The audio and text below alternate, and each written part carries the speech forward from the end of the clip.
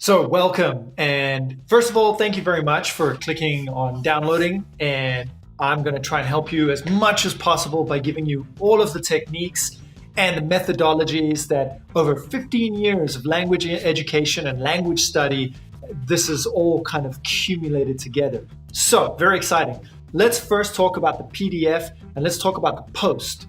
So first of all, the post talked about 3 different ways that you can amplify and really accelerate your learning. Step number 1 is very simple, it's just repetition. So when we talk about repetition, it's just don't do it one time, do it multiple times. Repetition means action. So if you want to write it down a few times, not just once, not just twice. I would recommend round about sets of 10. But this is a very personal thing, so play with it a little bit and see what you find. Number 2 is about practicing speed variation, and this works together with number 1, so speed variation.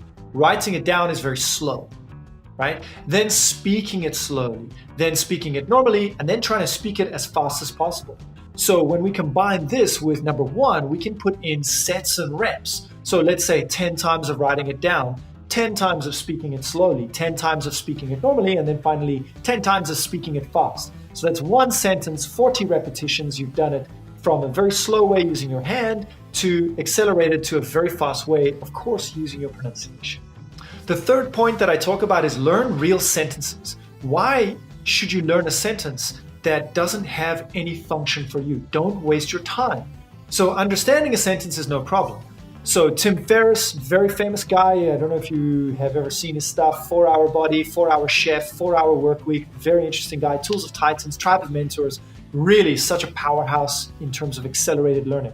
So he has these 6 sentences that have been expanded into like 12, and there's a couple of other versions where he translates an English version of a sentence into the language that he wants to see. The reason he does this is to see how the language actually functions. But a lot of people take it and try and learn languages in a very similar way. So one of the sentences that Tim writes down is, I give John the apple, or I give the apple to John.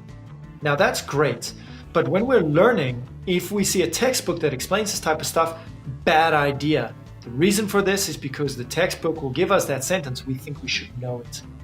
But when would you ever say in your life, I give the apple to John? You wouldn't say that, because that suggests regular, that suggests something that's permanent.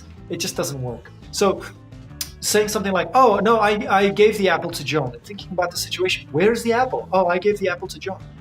Or what did you do with the apple? Oh, I gave the apple to John. So something like that, and imagining a real life social interaction, thinking what is the question that will prompt this answer? Or what is the sentence where this answer actually finishes that sentence? Those are your 2 social prompts. What is the question? Or what is the first part? That this is the second part too. Okay, so that's the article. I hope that helped. Let's carry on now with our extras. As you see, there is a free conversation here. It's just a cafe conversation. Now, most places will give you a cafe conversation. If you click on it, it'll take you to a link which shows a native speaker, my friend Jorge from Mexico, and he is actually pronouncing this slowly so you can see everything that's happening. Pay attention, look at his mouth, try to copy that. Okay, and then medium, natural, and then as fast as possible as well. So you can get used to the sounds of fast speaking. It's very important. Do you want to understand slow speaking or fast speaking? Start practicing now. Why not? If you've got all of it, why not? So tip number 1 is watch your pronunciation videos. Spend 2-3 minutes a day just doing that. Tip number 2, listen to the full conversation. Attached in the link is, of course, also the full MP3 of the conversation, so you can hear both sides of the conversation and just repeat that while you're driving to work or something like that 1 or 2 times as a track. Perfect, right? Get your ear used to listening to the sounds of the sentence. Number 3 is speaking repetitions, exactly what we've just talked about, the writing, speaking slow, speaking normally, speaking fast. And then the 4th thing that I'll recommend that you do is to keep this in your mind, or perhaps prompt you for the Spanish to the English to help your memory, is a set of flashcards. Now, if you've noticed how I've made the flashcards, you can actually see that the flashcards have got the Spanish, and then it's got the direct translation of the English, and then the actual English meaning.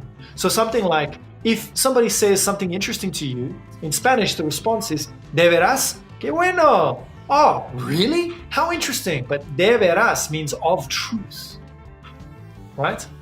Or truthful. And so to say of truth, where we would just say, really? And then, que bueno, what's interesting or that interesting. Whereas in English, we prefer to say, how interesting.